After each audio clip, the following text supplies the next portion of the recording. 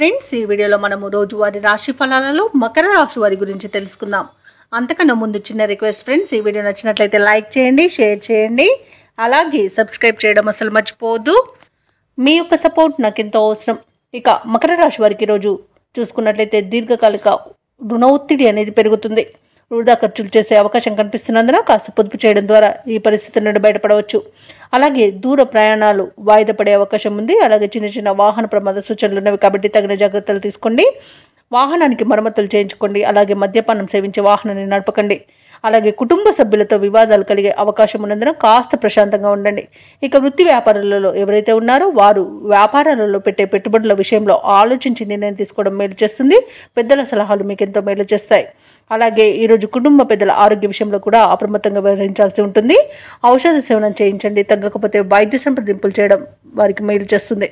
అలాగే ఈరోజు మకర రాశి వారికి ఉద్యోగం కోల్పోయే అవకాశం కనిపిస్తున్నందున లంచాలు తీసుకోకండి. అలాగే అనవసరమైన స్నేహితుల వలన కూడా కొత్త స్నేహితుల వలన కూడా కొంత ఇబ్బంది పడే అవకాశం కనిపిస్తుంది. రాజకీయ నాయకులకు అవమానాలు అనేవి ఏర్పడతాయి. కళాకారులకు, క్రీడాకారులకు వచ్చిన అవకాశాలను కోల్పోయే అవకాశం కూడా కనిపిస్తుంది. ఇక చెప్పుడు మాటలు వినకండి.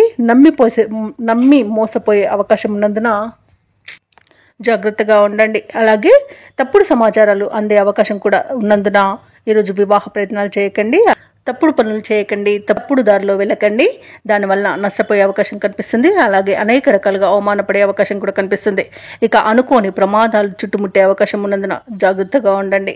ఇక వ్యాపారస్తులకు వ్యాపారాల నష్టాలను ఎదుర్కొంటారు. రాజకీయ నాయకులకు కూడా ఈరోజు అవమానాలు అనేవి ఎదురవుతాయి.